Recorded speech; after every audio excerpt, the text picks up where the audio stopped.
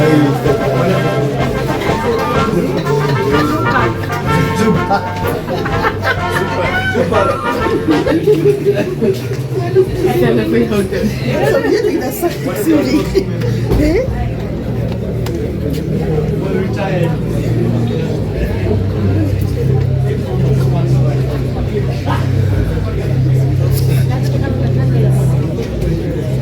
Honorable Governor, the Honorable Chair, and the representative of Mayor for Marinja's municipality.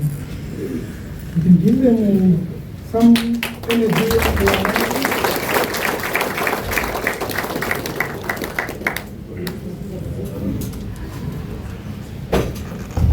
While we are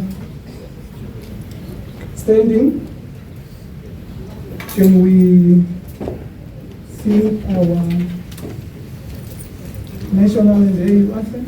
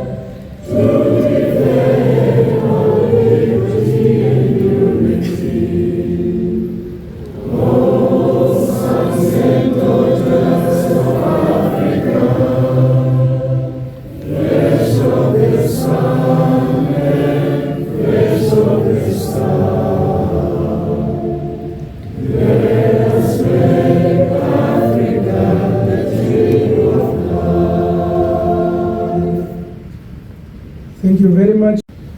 You are worship the Mayor of Marinja Municipality, represented by Councillor Ayman and other mayors from various local authority present, including the chairperson of the village council and other local authority councillors. Commissioner Michael Motong from Public Service Commission. I believe our special advisor to the Honorable Minister, Dr. Honorable Governor, President Governor, Honorable Governor of the Karas region, Honorable Governor of the Mahega region. My apologies, I'm overwhelmed.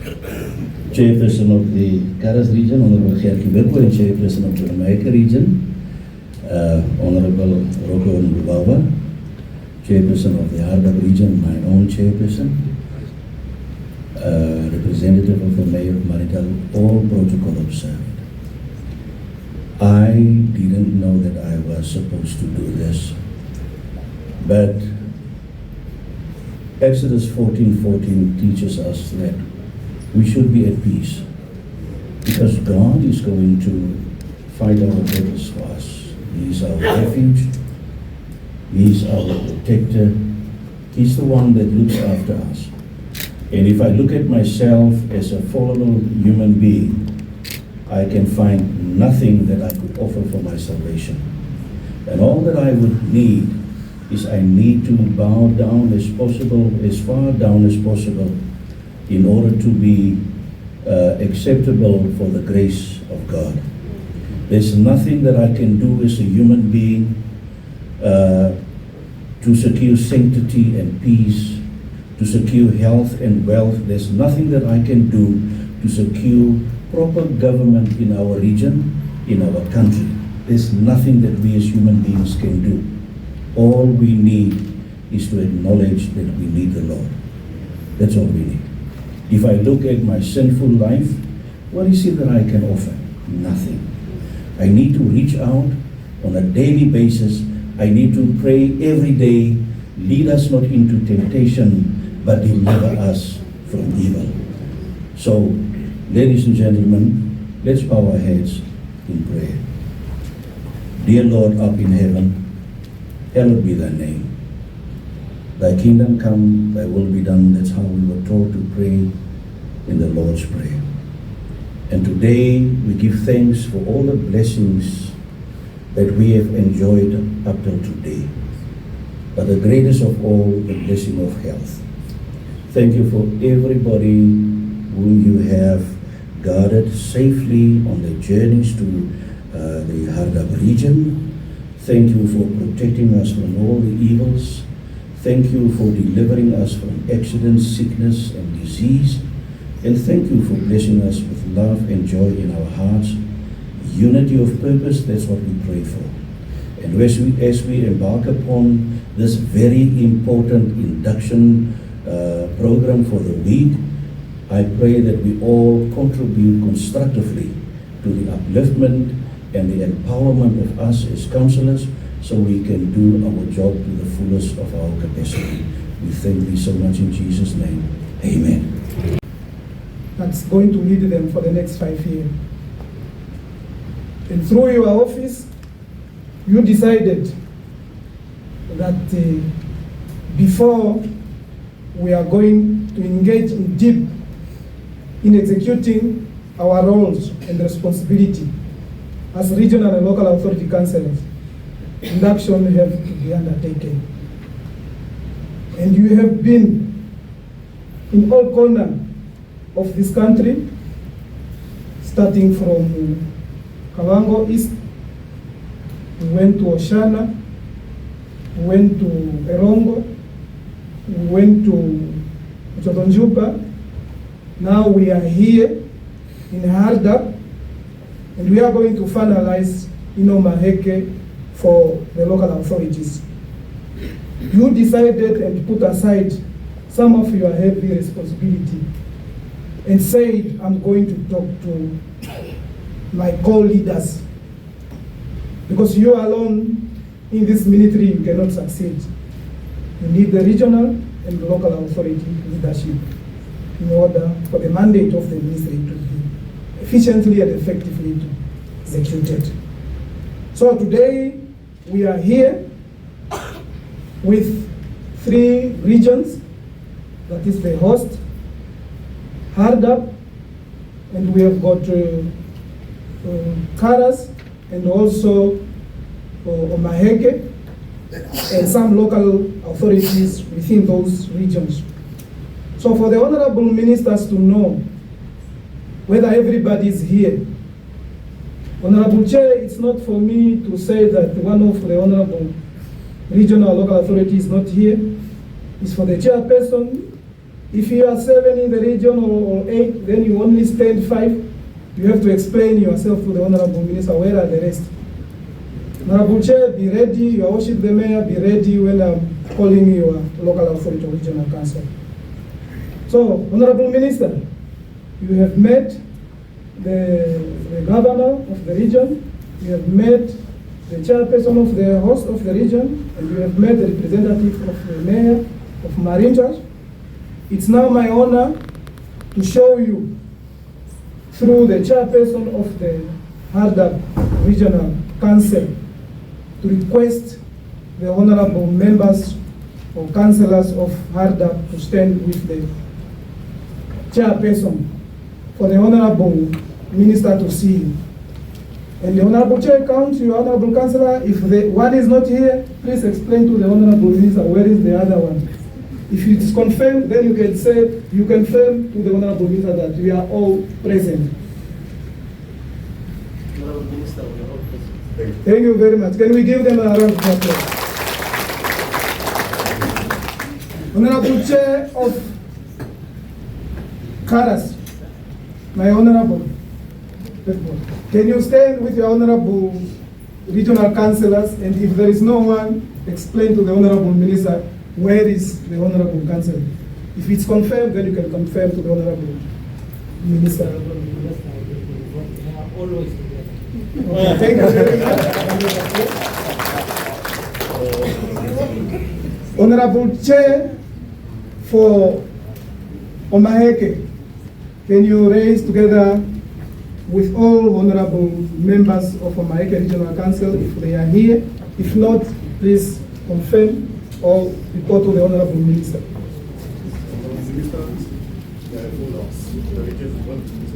Thank you very much. This is very good. Can I now come to, let me confirm the CROs or the acting CRO for Hardap, which are staff members also are present. Can you raise? Okay, thank you. But Hardap Regional Councils, they are present official with their CRO. Can I go to, give them a round of applause. Can I go to Carlos, the CRO, the acting, which you are officials? Only one? Oh, they are here? Okay. Very good.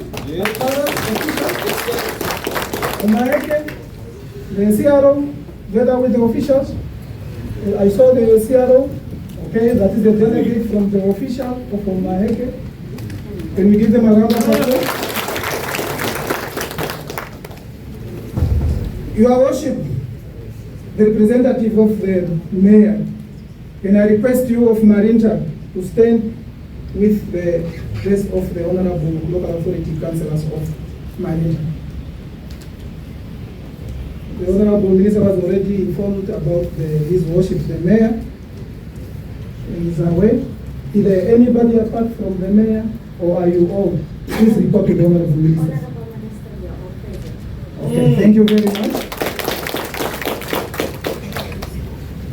Let me do this one. The CEO for Marintas with your official, I saw him. Where is your official? Because you are hosting us, then you are only alone here. Where is your official? They must be present. You are alone. Please, you are hosting us during the induction. We want also some senior official to be present. Thank you very much. We can give them a round of applause. Can I go to the town council, Karasberg? Town council, the mayor.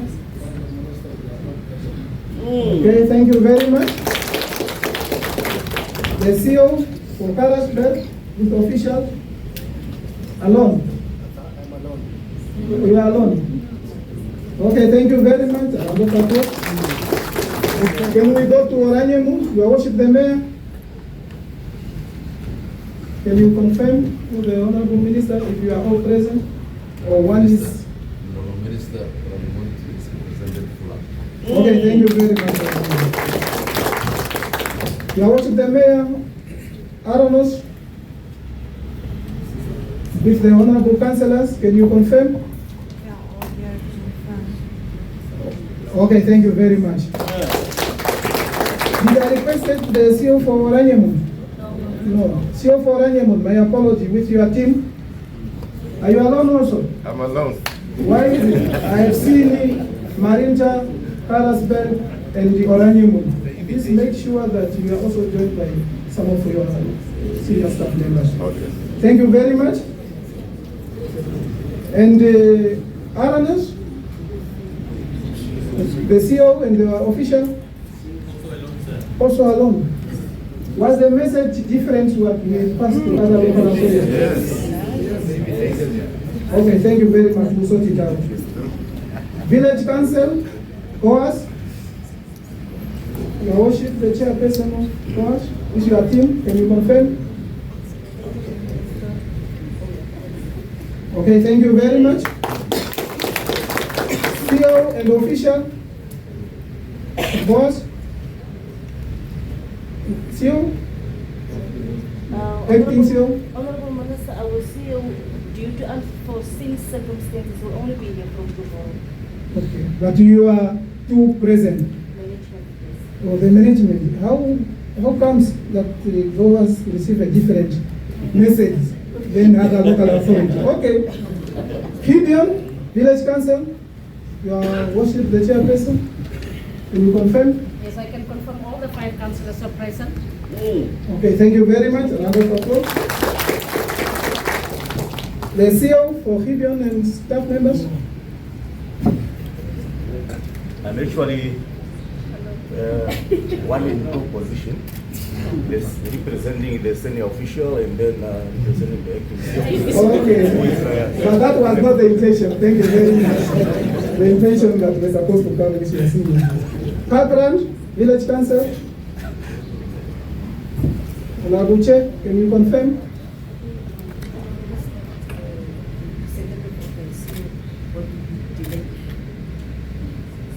For the honorable members, first, full house. So you are giving an apology for the CEO and the team. Thank you very much. Maltahaye, Honorable Chair, with your team, can you confirm to the Honorable Minister? Yes, Honorable Minister, all the councillors of multi-village council they are present. CEO and your official, thank you very much. CEO? The CEO said he's now at the doctor. He will be here soon. You are? Maltahaye. You are an official senior staff member. Yes. At least I've seen someone coming too. All right, thank you very much. A round of applause to them. Honorable Chair, Stamford Village Council, with the honorable members, can you confirm? Honorable Minister, all the councillors. Okay, thank you very much. Honorable CEO for Stamford, with your team. One of my senior is here also. Okay, one of your seniors also here. Thank you very much. Honorable Minister, from the looks, all honorable councillors are present. So, and the representative of the CEO are also present. We hope some will also join us. Honorable Ministers, as you have requested, we have also requested each regional council and local authorities to come with their Local Authority Act, Regional Councils Act, standing rules of orders for regional council and local authorities. We also requested them to come with the code of conduct for members of regional council or local authorities and the Public Procurement Act during this induction. I hope and believe that honorable members and senior officials, you came up with those documents during this induction for the full 5 days. So that is what we have requested them as per your directive, honorable ministers. And this is my short introduction that when we are going to break from this official opening. Honorable Sankwasa, James Sankwasa, our Minister of Urban and Rural Development, acknowledge respectfully your presence, and we are so much happy to have you here in Hardap region. Honorable Simon Gerardus Koper, our Chairperson of the Hardap Regional Council, Honorable Gerkie Witboy, Chairperson of the Karas Regional Council, and Honorable Rocco, Chairperson of the Omaheke Regional Council. Allow me to say all honorable councillors, management members, members of parliament of the respective regions present here, Your Worship, Honorable Ethel Isaacs, represented by Honorable Kylie as the Mayor of Marindal Municipality, all honorable mayors and chairpersons of different village councils and town councils, Mr. Werner Kutsia, the acting Chief Regional Officer and all Chief Regional Officers present, and all CEOs of town as well as CEO of Marindal Municipality, senior officials, heads of line ministries and agencies, NBC and all media houses, distinguished participants, ladies and gentlemen, good morning. Good morning. It is indeed my honor and privilege to welcome you all to the induction workshop for regional and local authority councillors, management cadres and chief executive officers, This gathering is an important step in strengthening leadership and governance within our regional and local institutions. Honorable Minister, allow me to extend a special warm welcome to our Honorable Minister of Urban and Rural Development, Honorable James Sankwasa. Your presence here today reflects government's commitment to strengthen regional and local governance as a key pillar of national development. I would also like to warmly welcome all honorable regional and local authority councillors of Hardap, Karas and Omaheke. The people of these regions have entrusted you with the responsibility to represent their interests and to work towards improving the quality of life. Ladies and gentlemen, regional and local authorities plays a crucial role in implementing Namibia's development agenda as outlined in the 6th National Development Plan and the Swapo Party Manifesto Implementation Plan. These frameworks call upon us to strengthen governance, accelerate service delivery, and promote economic development and improve the living conditions of our respective residents. As leaders at the level of government closest to the people, you are the front line of development. It is through your leadership that national policies must translate into practical results, whether through improved infrastructure, better planning of our towns and settlements, or the service delivery of essential services to our communities. So this induction workshop is therefore important. It aims to equip councillors with the knowledge and understanding required to effectively carry out their responsibilities, while also strengthening cooperation between political leadership and the administrative structures of your respective councils. Honorable councillors, public office is both a privilege and a responsibility. Our communities expect dedication, they expect accountability and hard work from those that are entrusted with leadership. We must therefore remain committed to serving our people with integrity and ensuring that public resources are managed responsibly. As we implement the priorities of NDP 6 and the Swapo Manifesto Implementation Plan, we must focus on people-centered development and ensure that no community, Hardap region, Karas and Omaheke, is left behind. So as our President, Her Excellency Dr. Netumbo Nandi Ndaitwah always would say, we are too few to be poor. We are here as leaders. This is our time. And let's change the status quo. And we can only do that by implementing our national development plans. Finally, let us use this workshop as an opportunity to learn, to share experiences, and to strengthen our commitment to serve. Through cooperation, discipline, and hard work,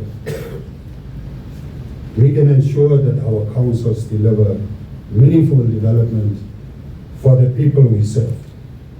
With these few words and remarks, I welcome you all and wish you fruitful deliberations and a successful induction workshop. May God bless our leaders.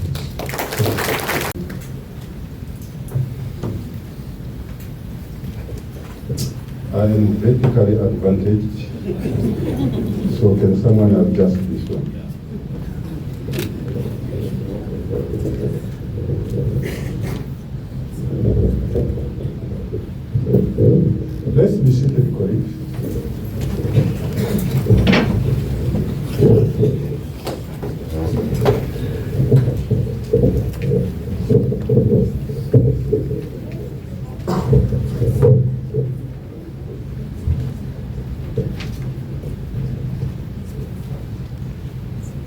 of proceedings, thank you for the benefit of time management. Allow me to stand by the protocol already established. Although I have to single out the reception, wonderful reception received from the Honorable Governor of the hostelry. And ladies and gentlemen, I'm back home.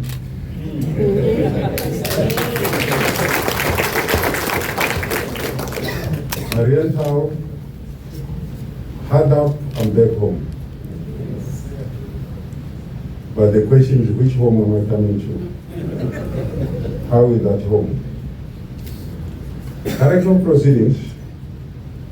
On the program, it says official opening and the integration of newly elected councillors by Honorable Sankwasa. So to officially open this workshop, I have to integrate newly elected councillors into the system of governance. And that's what I will do. Good morning to you all. It's both an honor and a profound privilege that I stand before you today as the appointed Minister of Urban Rural Development, entrusted with a portfolio that sits at the very heart of Namibia's required national transformation. I want to repeat, national transformation. The place where policy should meet people, where governance should supersede politics or political affiliation, and where expected accountability should and meet the ground, and where development promises made during 2025, November regional local authority election should have and must yield tangible results for the electorate as promised.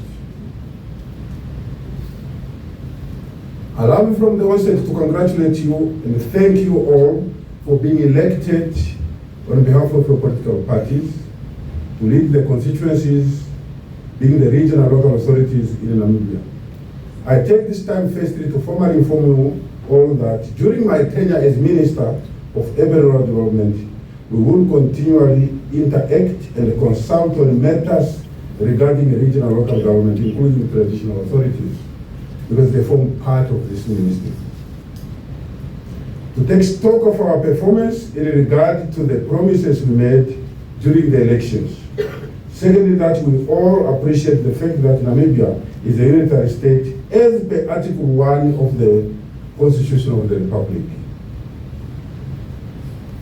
I want to repeat, during the tenure of Sankwasa, we'll take stock of our performance. And in this line, all chairpersons of local authorities, chairperson of regional councils will enter into a performance agreement with the office of the minister. Annual performance, I will evaluate the performance of every chairperson and we have to account. Article 1 of the Constitution states, the Republic of Namibia is hereby established as a sovereign, secular, democratic and unitary state founded upon the principle of democracy, the rule of law and justice for all. Rule of law. This translates into the fact that the rule of law must be respected by all political parties and citizens of this country. This further becomes the legal background requirement that all political leaders elected are duly bound to take an oath before becoming councillors. They take an oath because there is a requirement for the rule of law. Declaring and swearing that they will uphold, protect, and abide by the Constitution and all the laws of the Unitary Republic of Namibia. If anybody else is found operating outside the laws, then you must know you're playing offside. And the goal cannot be scored. In the unitary state of Namibia, the executive powers over the Republic of Namibia as a country vested in the President, Her Excellency Netumbo Nandi Ndaitwa, and the Cabinet, who exercises executive power over the Republic of Namibia in terms of Article 27.2 of the Namibian Constitution. The executive power is in the president. And that provision says the executive power of the Republic of Namibia shall vest in the president and the cabinet, not any regional local authority councillor. I must emphasize that the executive power of the Republic of Namibia is constitutionally not provided for at the regional and local authority level. Therefore, there is no local or regional council in Namibia that exercises executive authority and they do as they want. They have to follow the rule of law. The clear understanding of this constitutional provision should be enough to remove the current notion and misunderstanding which is deliberately being created by prophets of political doom in some regional councils and regions that such councils have executive powers to even overturn decisions and directives of central government. It will not happen. I believe and understand that both regional and local authority councils are misled by the provision of Article 103, sub 3, stating that every organ of regional and local government shall have a council as the governing body freely elected in accordance with this constitution and the Act of Parliament referred to in subsection 1 hereof. With an executive and administration, with an executive but without executive powers. We just have an executive and administration. We shall carry out all lawful resolutions and the policies of such council, subject to this constitution and any other relevant laws. The resolutions of council, whether local or regional, have to be lawful resolutions made in terms of the constitution and in terms of the neighboring statutes, not outside the law. Director of Proceedings, dear participants, ladies and gentlemen, Article 102 dealing with the structures of regional and local government states under sub-article 1 that for purposes of regional and local government, Namibia shall be divided into regional and local units, which shall consist of such a region and local authorities as may be determined and defined by an Act of Parliament. And this core, the regional units are established and managed under the Regional Councils Act 22 of 1992 as amended, while local units, local authorities are established and managed in terms of Local Authority Act 23 of 1992 as amended. This is in response to the requirements of the Constitution that Namibia should be divided into regions and local units. As a result of the constitutional and all these relevant laws, all councillors as political leaders in Namibia are required before assuming office to take an oath to protect, defend, uphold the laws of the public before a magistrate in case of the Regional Council Act or Local Authority Act, in accordance with Section 9(1) for the Regional Council Act for regional councillors, while in case of local authorities is Section 10 of the said Act. So all councillors are duty bound to take lawful resolutions subject to the Constitution and all relevant laws applicable to such councils.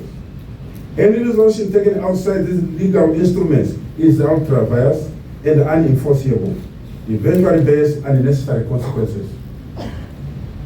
Both regional and local authority councils have been issued with codes of conduct issued in terms of these enabling laws. These codes were issued by the minister as per Section 10(3) of the Local Authority Act, as amended Section 9(3) of the Regional Council Act, as amended. It is, however, disappointing that a person who went to the electorate on his or her own accord now decides to demonstrate bad conduct after he's sworn in as a councillor. By demonstrating such bad behaviors, one demonstrates to the public how his or her upbringing has been. You are not pleasing anybody, you are demonstrating the character of your family. A person with a proper upbringing will obviously know and check his or her behavior in public.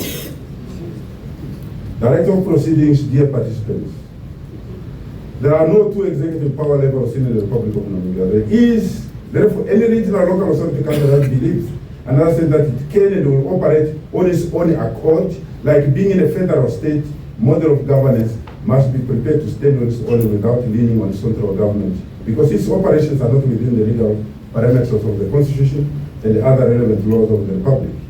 This must be clearly known to whomever and whatsoever, that there are no two levels of executive authority in this country. Director of proceedings, dear participants, ladies and gentlemen, the theme of this induction is accountability is the bedrock of for effective governance to achieve effective service delivery in regional and local authority. Accountability and nothing else. For many reasons. This is because the daily cries of the Namibian people are for better and improved service delivery by all organs of government, irrespective of political affiliation, eradication of corruption in its forms, and accountability for all actions we in the government and leadership take. Namibians are not asking for the impossible from us. They want what is considered fair, what is decent for quality, dignified life, and what every citizen in a democratic nation deserves. Because Namibia is founded on the principle of democracy. What are those issues that the public expects? One, better and relevant education for their children. For too long, we have produced people who mostly know how to read and write, but without particular relevant market-demanded skills. So there is an urgent need for regional councils and local authorities to become partakers in the education of the nation. Because you have to identify what skills you need in your regional council, in your local authorities. And it's not just a responsibility of the Ministry of Education. You have to train your own people for your own service. In this scope, the public service rules are very clear as to who is responsible for both in-service and long-term training. Regional council have got that duty, local authorities have got that duty. So let's be involved in the training and development of staff members. That will be relevant to our councils.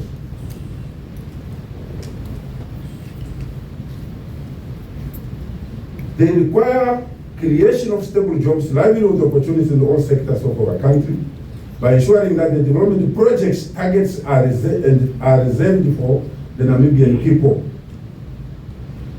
For too long, we have witnessed a preference of foreign nationals in the name of track record.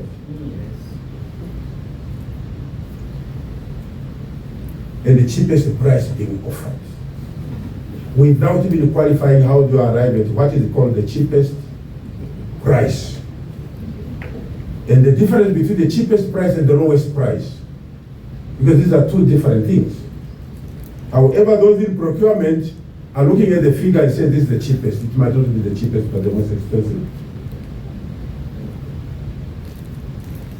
And as a result of this understanding of track record, the cheapest, most of the projects are being given to foreign nationals. I must state in no unequivocal terms that in Namibia, time for Namibia First has come and it's now. Yes. Yeah. Yes.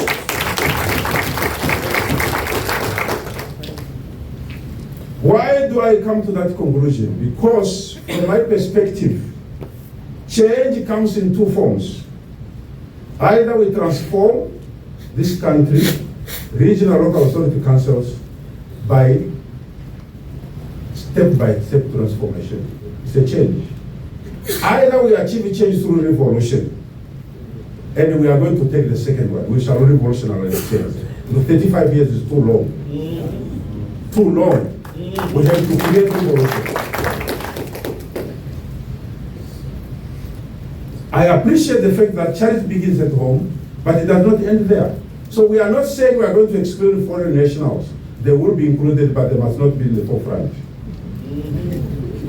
Our procurement must be geared towards the very clear objective stated in Section 2, subsection B of the Procurement Act. The law is very, very clear.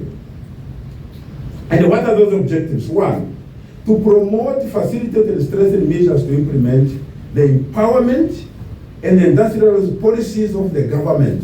Empowerment and industrialization of this country. That's the first objective of this law. The job creation for Namibian citizens first. The empowerment of Namibian registered small and medium enterprises, women and the youth by creating economic opportunities for them and enhancing their participation in the mainstream of the economy. Part of the performance agreement between my office and the chairperson of councils will be to report at the end of the year how many women, how many youth have been empowered through the procurement of the councils. You have to state. Sourcing of goods manufactured, mined, extracted, or grown in Namibia, and local services and labor, including local entrepreneurial development. You have to identify and develop the local entrepreneur, whether at the regional level or at the local authority level. Then comes the biggest one, preferential treatment. If this has to be achieved, the law says there should be preferential treatment in the allocation of procurement contracts. Preferential treatment. Namibia first than anything else. That's the law. However, we have a problem. When it comes to Namibia first, we have companies that are Namibian owned and those that are foreign owned. But Namibian registered companies as per the Act, we have to take it further and analyze it. If it's a Namibian owned, is it Namibian? Is it Namibian owned if it's Namibian registered? So many foreigners have registered companies in Namibia to qualify for tenders, so that they can qualify and say, my company is Namibian registered, but it's foreign owned. Let's look at the shareholding of that company. Who has the highest share? Is it Namibians? Is it foreigners? Some foreign companies are even using local names to get tender so that they become relevant. And those in procurement, I say, oh, the registration is Marienthal, that's the address. You end there. No.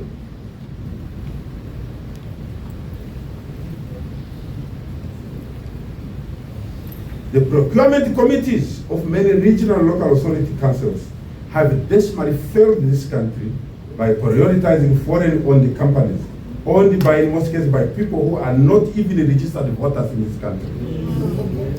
For too long, this has perpetuated and it must stop now. Regional and local authority councillors, you have to monitor this aspect from your procurement committees. We cannot have Namibians standing in the sun, standing in the rain to vote, but when it comes to eating, they have become second citizens. We cannot continue that trajectory. If they are there to sweat in the sun, they must be there to sweat in eating.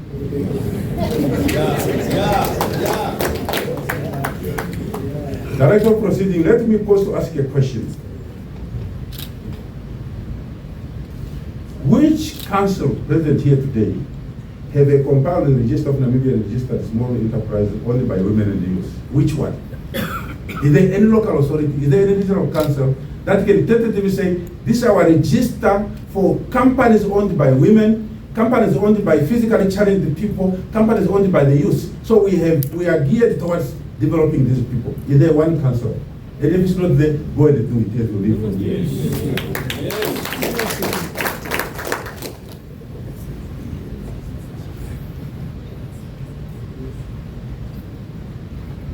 And we are begged by laws in this case. When it comes to preferential treatment of tenderers in terms of the Procurement Act, there is also what is called the Affirmative Action Act of 1998. That says, that reads within the Constitution that says, it is not a discrimination to reverse the discriminatory practice of the past.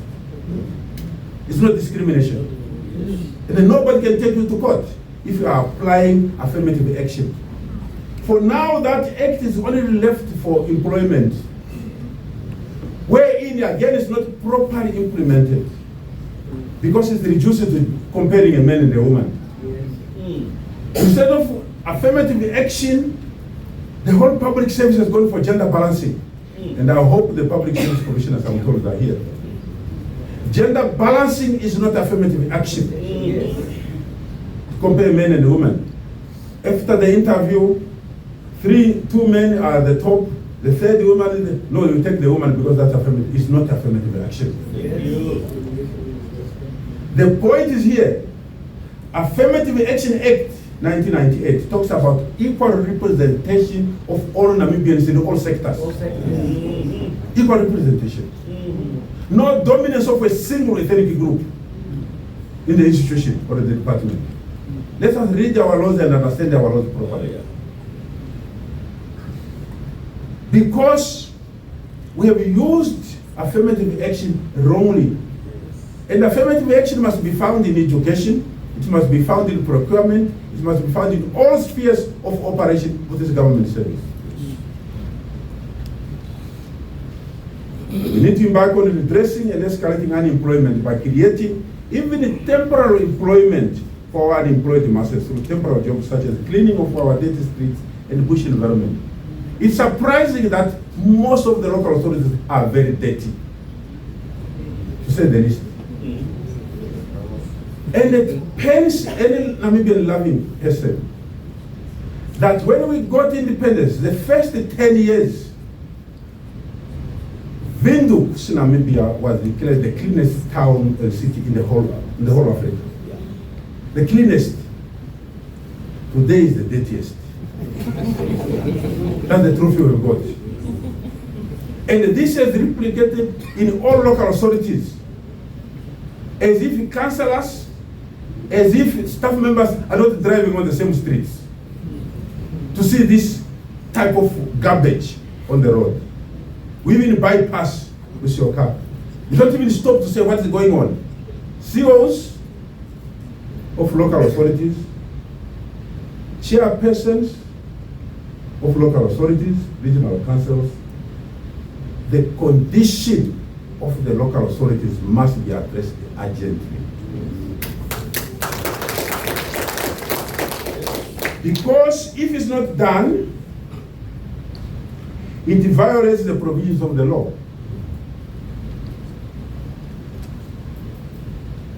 In the sense that the Local Authority Act places a duty on local authority councils to make sure about the cleanliness and the cleaning environment of a local authority.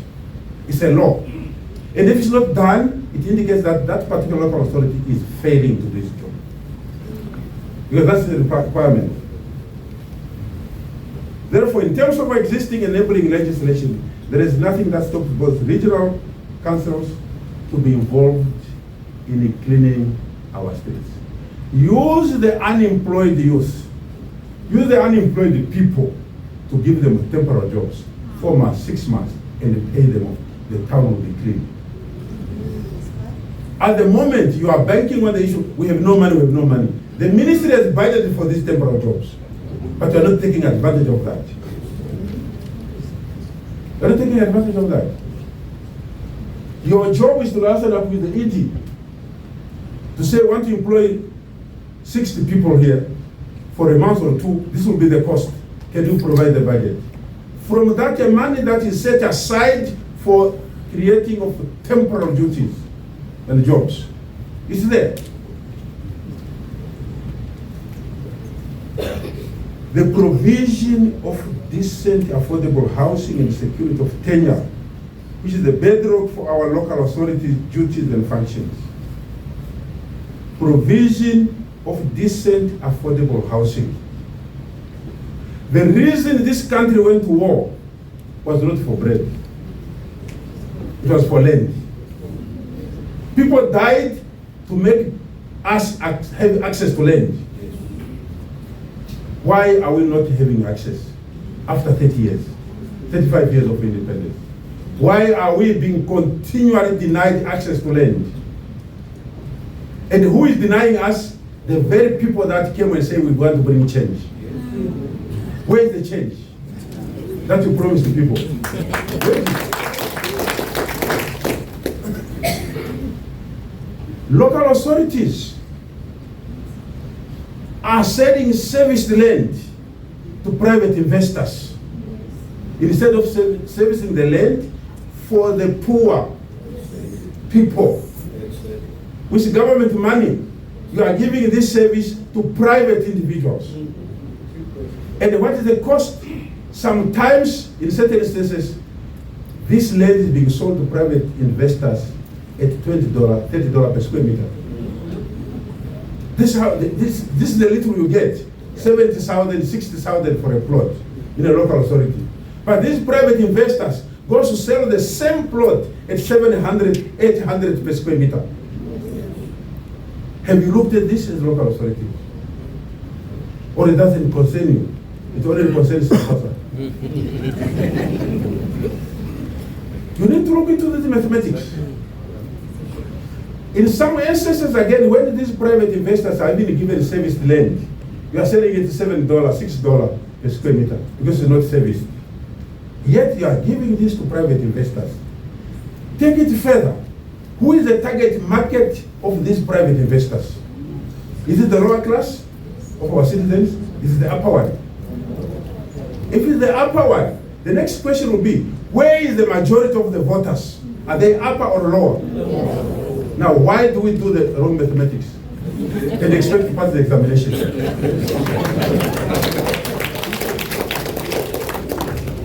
So, therefore, henceforth, as I announced last week in Oswarongo, there will be no serviced land serviced by government money, and you may think government money, I'm referring to the ministry, as the local authority are still a government institution.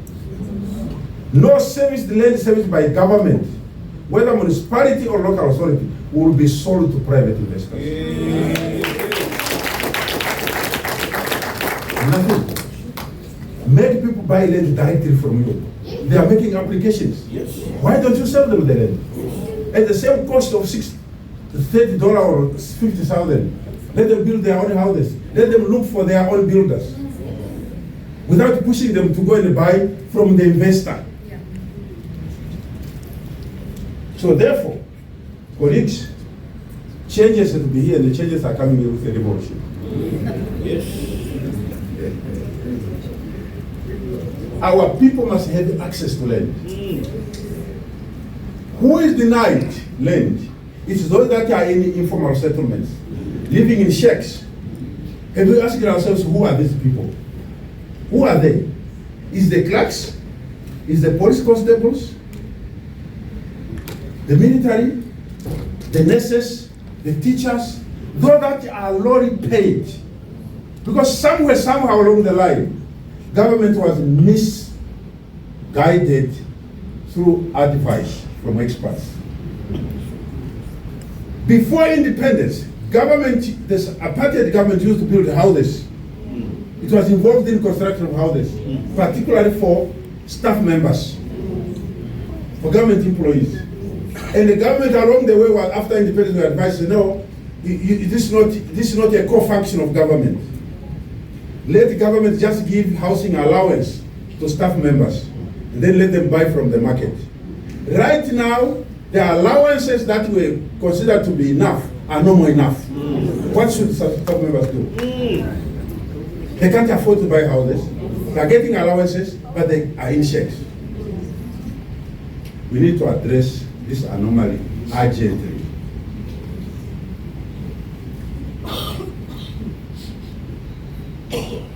Regional councils, local authority councils are also legislatively empowered to be involved in construction, not just to dish land to investors. There is nothing that stops a regional council, nothing stops a local authority council to construct houses in terms of the law. How many houses have we constructed? Ask yourself, as a council. Because here, it states that in section 28 of the regional council, when they read it, yes, the regional council can borrow money from the bank, provided that borrowing is guaranteed by the Minister of Finance on the recommendation of this ministry. Have we done that? No. The local authority, in terms of section 30, you can borrow money to construct houses. And I want to tell you, one town council has already done that. That is building 150 houses. Because it's easier to borrow money for construction, since housing is a revolving fund. Houses that you construct on the loan that you get to construct houses will be self-paying, because people will be paying back these houses. Why are we not doing that? And as honorable councillors, what are we doing on the housing?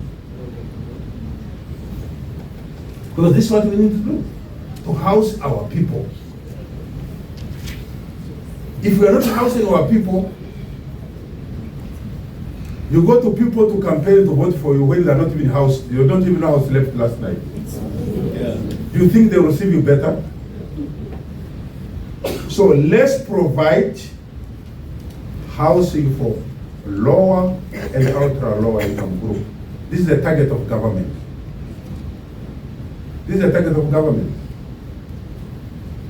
And we need to revisit also the cost that we need to charge for private investors who wants to buy now and must qualify for vision land. We need to revisit, not $6 when they're going to charge $1 million. No, it's not correct. We need to revisit the rate. That these people must acquire land at that proper cost.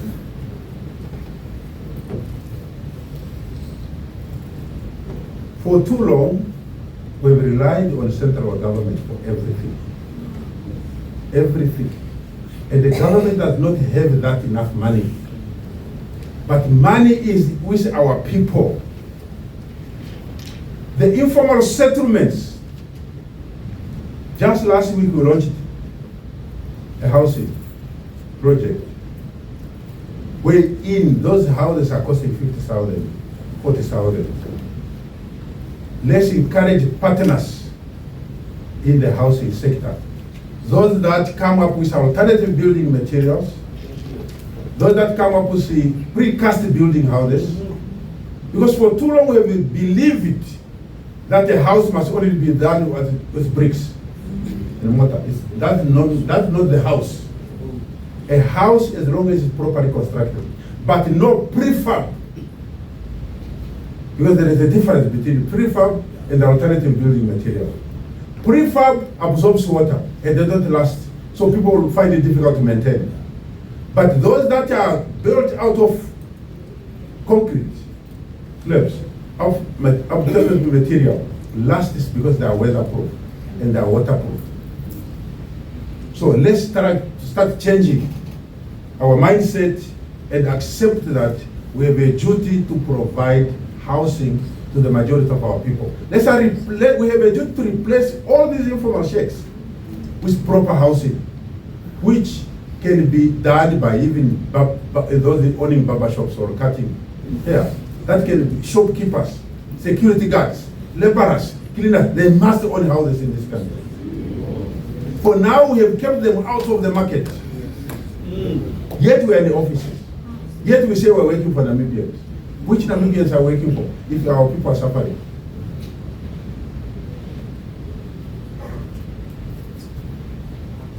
Director of proceeding, my simple analysis is that the most citizens residing in informal settlements are workers from the middle to low and ultra low income groups. And these are the people that the government is servicing land for, not for private investors. We need to accept the fact that shacks must be eradicated in all our local authorities to create a decent accommodation that enhances the image of our local authorities and our citizens. I therefore call upon all companies specializing in alternative building technology and precast building technology, not prefab, as I said earlier, to become partners of government in the provision of housing to our needy people. We require local, reliable urban and rural infrastructure, road infrastructure. In most towns, the potholes look like fish ponds. And you don't care. And on top of that damage, you don't prioritize that, you prioritize traveling, subsistence traveling. At the expense of infrastructure development. There are two local authorities last year. When I stopped them from going for the Lesotho Games or Swaziland Games, they made all that noise. The end of the month, they could not even pay salaries. But there was money to travel. There was no money for salaries. This scenario of traveling at the expense of development is being addressed aggressively. And as I said, this is the executive and the code of conduct and the laws are there. In terms of Article 41 and 40 of the Constitution, the minister is constitutionally legislated and empowered to give directives. And when the directive is misinterpreted, ignored, you must know what the consequences should be. You must know. There are so many local authorities, especially here in the south, that thought because they were either under a different political party, they could operate outside the government. You will account.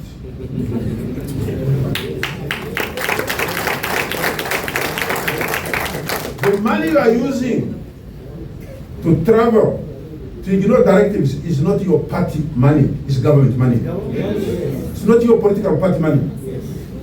If you want to do as you want with your traveling on your political affiliation, use your political money, not the government money. State money is for government use.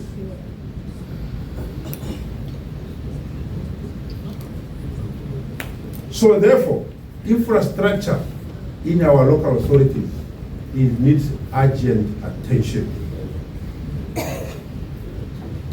And the only time manna fell from heaven, when it was the time of Moses, now no more manna.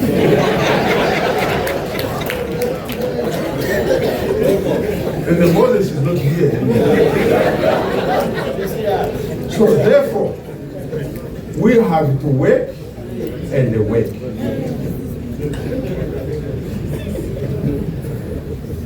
Local authorities, regional councils are owing NAM Water and NAM Power astronomical outstanding service bills. Astronomical. Just last week, Tuesday, NAM Water was on the verge of closing Rehoboth Water. Me and the Honorable Governor had to intervene. What was the scenario? In 2020, when there was a change of political leadership in Rehoboth, the NAM water bill was 1.3, it was 3 million. Outstanding. And I'm glad the Honorable Councillor Bambo was there. Was only 3 million. As the change came on 26 November, the bill is 145 million. Is this what you promised? It's because people give wrong promises to the citizens. If you vote for us against SWAPO, you will not pay for services. And when you get into the office, you cannot tell them to pay because you told them they are not going to pay. Now bills are rising, and now you get out, you leave these bills, and when the water or electricity cut off, it's the citizens that suffer, not you.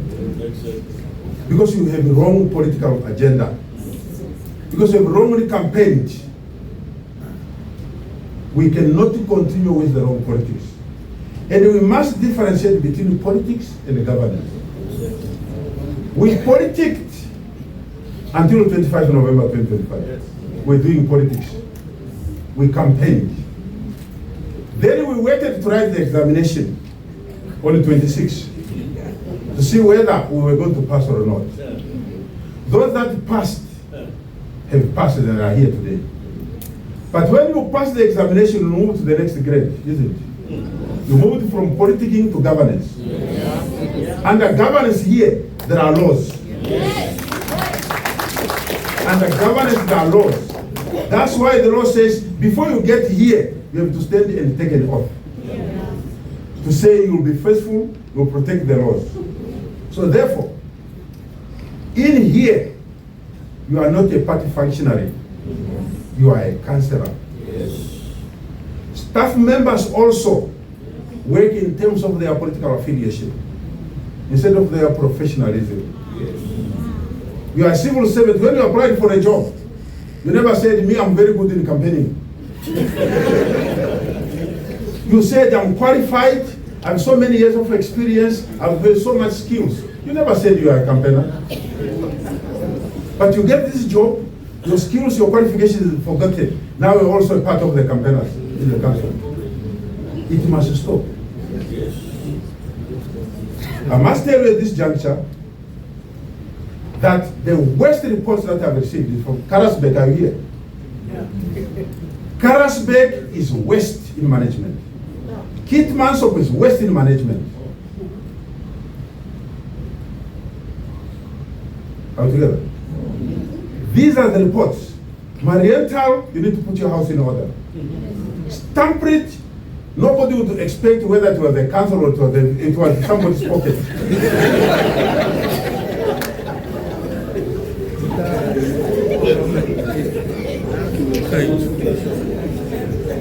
We cannot run councils as cooker shops. There are laws. And this induction speech I'm making is not the first one. I'm still coming individually for councils. You will have to account the fact that I did not come here last year. It was just that I was too busy. The time was short before elections. But I want to tell you that you must go to section 92 of the Local Authority Act and you see the 3 grounds that you will urgently call for urgent elections. We're not going to wait until the next election. Where a council is failing to perform its duties in terms of the Local Authority Act, that council will go and will call for elections. That's the law. So therefore, don't think because you are elected and you keep telling people, do you know who I am? It will not go to say. Because if you don't know yourself, what do you know?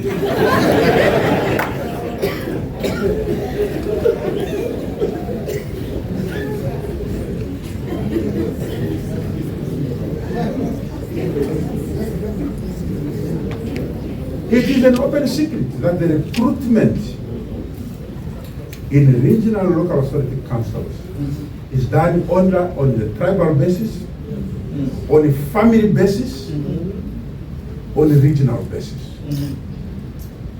which is corrupt. Corruption in a recruitment. Wherein those that are skilled and qualified are not even shortlisted. Where they are shortlisted, they don't make it through the interview because they are not from our political party. They are not from our region. They are not from our tribe. That is very short-sighted and a wrong mindset. Because for Namibia to be born as a nation, the tribes must die. There is no way you can remain in your tribe and expect that Namibia will be best out of that. When we keep saying one Namibia, one nation, it must have meaning. We cannot say one Namibia, one nation during the campaign. When we are in the offices, we say one Namibia, many nations. We cannot go on that trajectory. So the appointments, recruitment based on regionalism, tribalism, nepotism has to end. Because whatever is going wrong in the local authorities, when the matter goes to court, who is summoned? First respondent is the minister. Now I got to tend to in court when I was not even there when we were doing it. Do you think I'm happy with that? That's what will make me come to you very angry. Very, very angry. Because I cannot answer for things that you are doing deliberately. Usage of budget money, funds that are made available are to be used appropriately. Most of the local authorities, especially here in the south, don't have chief executive officers. Because the councillors want to have their hands there. You have only acting. 5 years the person is acting. If he's good in acting, why is he not good in appointment? What? And why does the person accept to act for 5 years?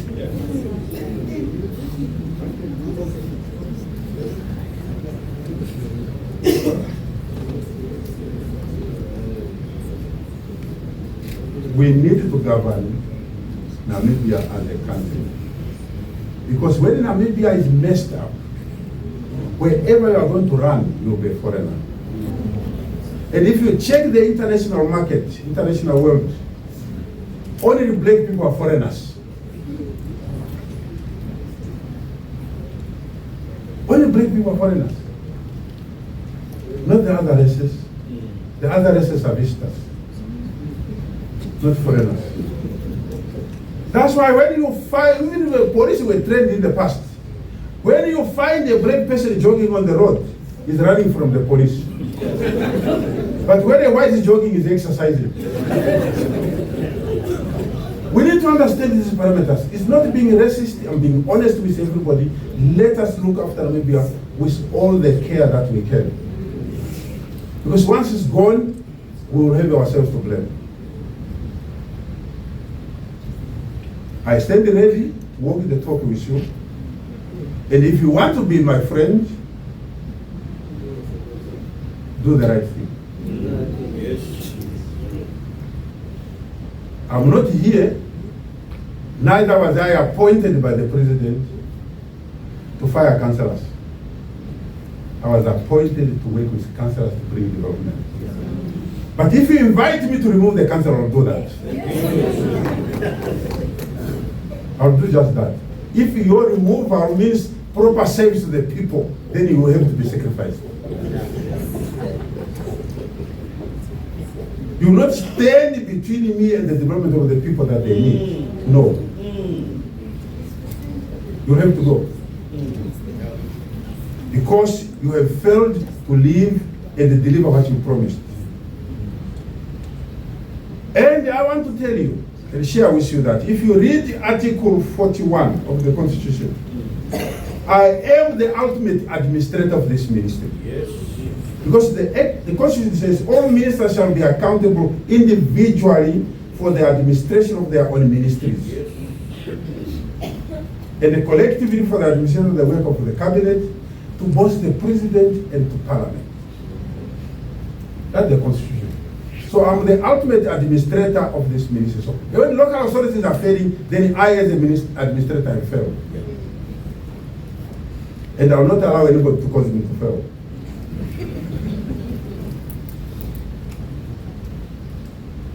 During the Alan meeting in Swakopmund last year, I directed all mayors or chairperson of village councils and the chief executive officer for all local authorities to compile and submit to my office all outstanding municipal service bills of government ministries and all institutions, business and state-owned public enterprises on or before Friday, 23 May 2025. Only a few did so. How many of you have submitted? None that I received from you. None.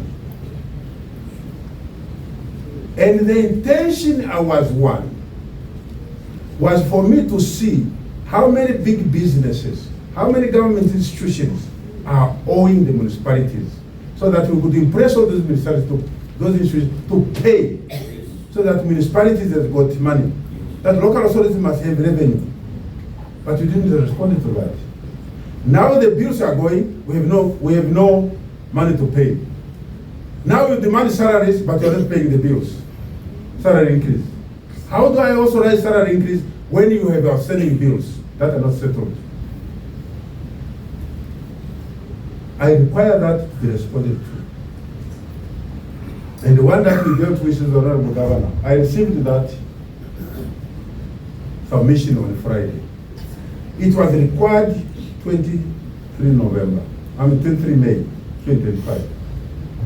In the same way, when these bills are being done, the outstanding, some companies, some local authorities have contracted a company for debt collection. Red Force. And when I said, those that have entered into an agreement, don't renew the agreement. Those that have not entered the agreement, don't enter the agreement. I did not stop any company from debt collection. I didn't.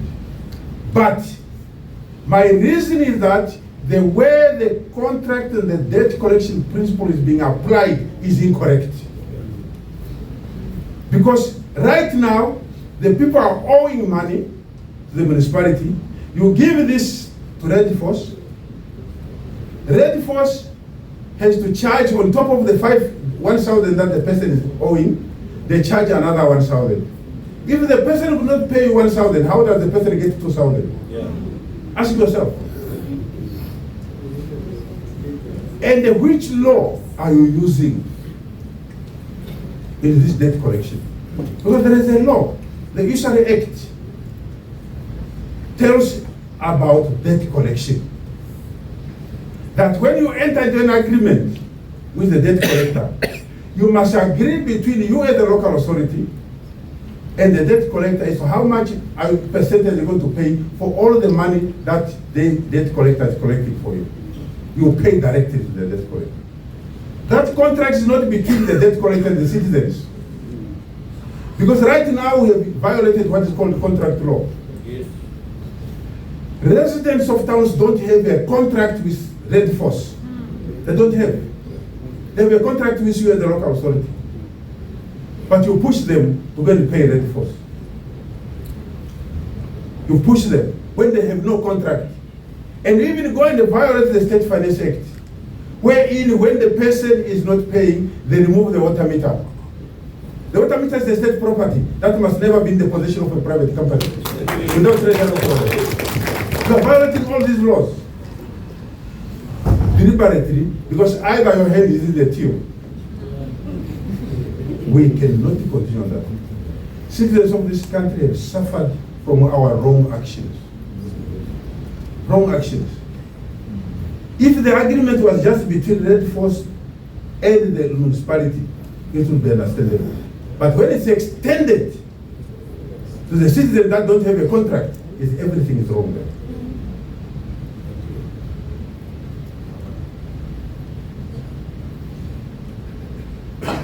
So, dear honorables, dear colleagues, I was here in Marietta. Honorable Councillor Bambo is here. Check with him with Chief. When I was Chief Regional Officer, I'm not a member of the council as a Chief Regional Officer. I was not. The councillor was to sit there and make a resolution. But once the resolution is made, then the Chief Regional Officer must implement this resolution. I'll come and say, which law allows me to implement this one? If there is no law, sorry, I cannot implement your resolution. Because I'm a staff member, not a councillor. You should have asked for me to guide you properly. Which law authorizes you to do that? Because you took an oath to protect all the laws of the Republic. So don't make a resolution when you're not sure which law allows you to make that resolution. As the councillors don't. Because this way you find the councillors interfering in administration. And when the CEO is saying, no, this is not right, suspend. Suspend. I was suspended by Hardap Regional Council myself. But they never found a single charge. Here. Not a single charge. Say, how do we handle this guy? And during that suspension, I started doing my consultancy. And one of my clients was Hardap.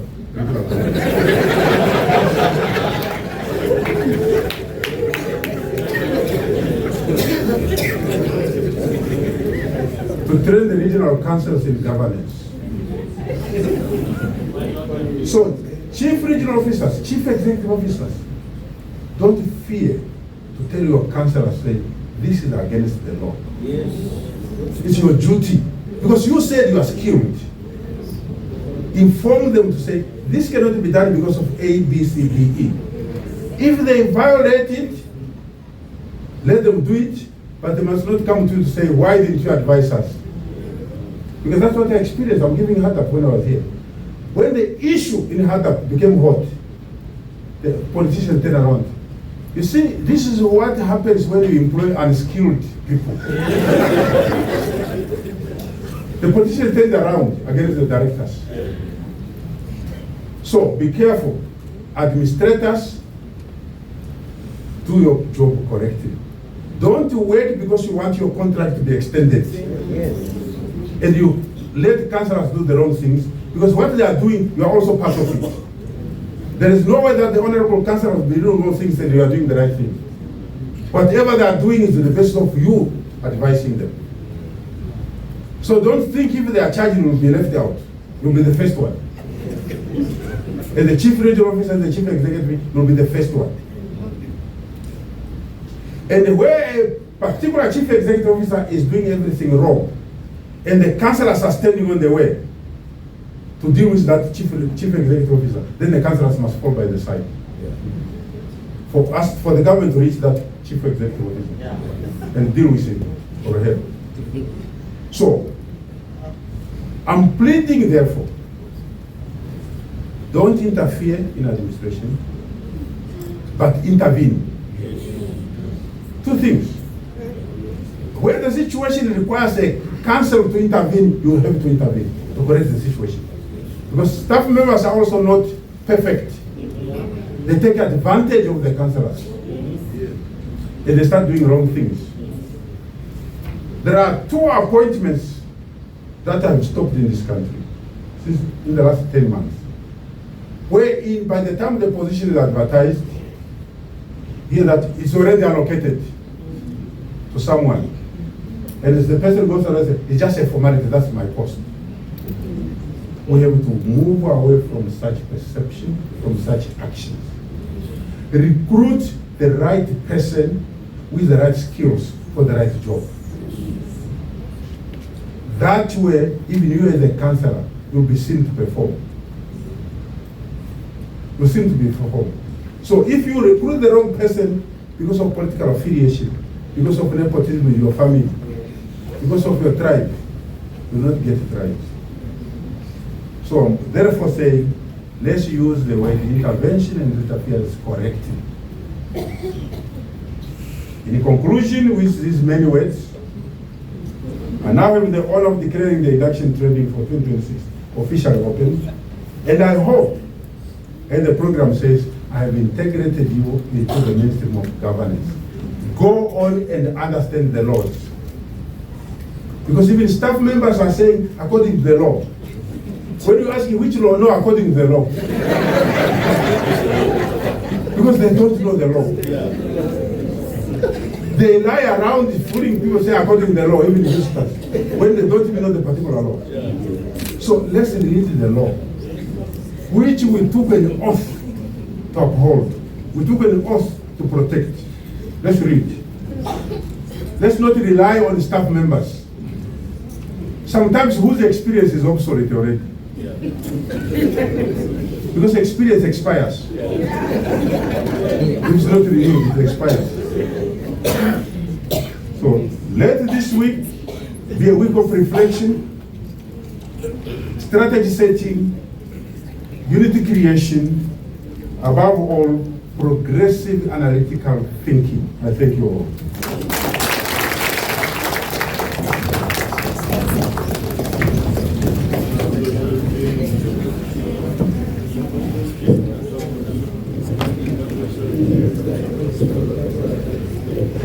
Let's be seated. Thank you very much, Honorable Minister. What a wonderful address and speech. Yes.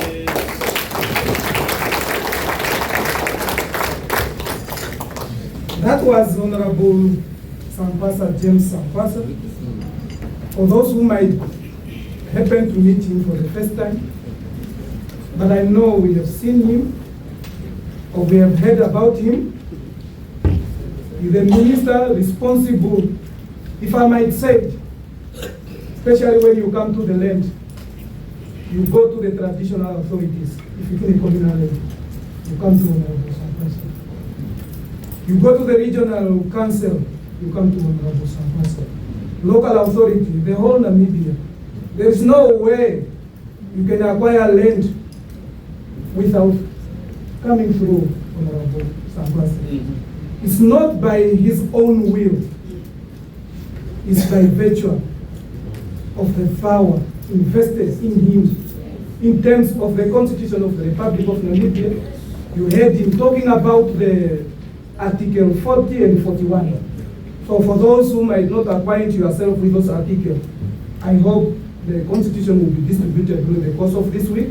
Then please go and read it. Honorable Sankwasa, we are ready and inspired. Oh, yes. We have inspired everybody here. And I hope that we have taken note, especially when he talked about us, when he integrated us into our new position. Resolutions, decision of the councils must be what? Lawful. Not because we are councillor, we have decided this one. COs, we have been reminded for that. We took oath. Let us check those sections of the Regional Council Act, Section 9. Honorable Chairperson of the Regional Councils, Honorable Councillors of the Regional Council, Honorable Councillors of the Local Authority Council, distinguished officials from the Ministry, Chief Executive Officers, esteemed guests, ladies and gentlemen, good morning. Good morning. It is both an honor and a privilege for me to stand before you today to deliver the vote of thanks at the conclusion of this very important induction workshop. On behalf of the Mariental municipality and the broader community we serve, I wish to express our sincere appreciation to the Ministry of Urban and Rural Development for organizing and hosting this meaningful initiative. Induction workshops such as this are not merely a formal gathering. They are also vital platforms that equipped our leaders with knowledge, insight, and guidance needed to serve our communities with integrity, accountability, and dedication. I would also like to commend the facilitators, the presenters, and the organizers who will share their expertise and experiences during this workshop. Your willingness to guide and mentor our leadership plays an important role in shaping effective governance and sustainable development within our towns and regions.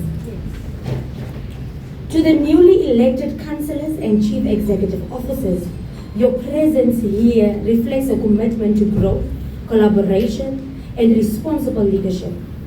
The knowledge and the perspectives gained during this training will undoubtedly contribute to the stronger institution and improving service delivery for the communities we represent. Finally, I would like to thank everyone who contributed to making this workshop a success, from the organizers behind the scenes to every participant who actively engaged and who will actively engage in discussions. As we move forward, may we continue to work together with unity of purpose, guided by the shared vision to build a vibrant, accountable, and thriving local and regional authorities for the benefit of our citizens. With these few words, I once again express our sincere appreciation from the Mariental municipality and my team here. I thank you. We are still together.